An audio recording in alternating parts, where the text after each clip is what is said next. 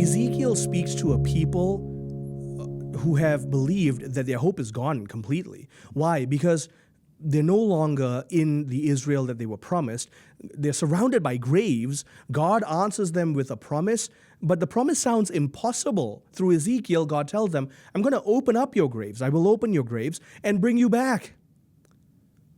I want you to know this, especially when your despair feels final, it feels completely hopeless. God is going to reverse that and restore you.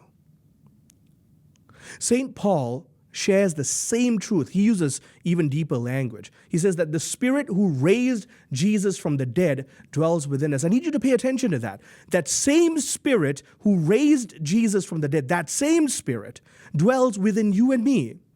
That means that death of any sort does not have the last word in your life or mine. It simply doesn't. The life of God and the power of the Holy Spirit is already at work within us. The grace of the sacraments communicates that divine life so that it is at work within us, destroying the death in our life. So when Jesus stands before Lazarus' tomb in the scriptures, he weeps, but then he commands with authority. Why? Because it is right that man weeps in the face of death. Death is an injustice. But look at the Lord who commands even death. Lazarus, come out. And what does death do? It obeys. It releases its hold of Lazarus at the sound of the voice of Christ. The season of Lent is now reaching its turning point, my friends. The scriptures and the church is telling us Christ isn't just here to forgive sins. He is here to do that, don't get me wrong, but he also raises the dead. What lies bound and sealed and buried and in despair and darkness can be restored into freedom and life and restoration and healing and heavenly bliss.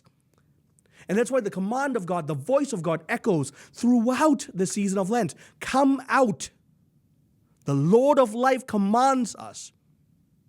And the fullness of life is waiting. So today, I encourage you, allow Christ to speak with authority into our spiritual and emotional and psychological and even financial and relational death. Surrender to him one of our deepest or gravest sins and fears this day, and let him speak life into that death.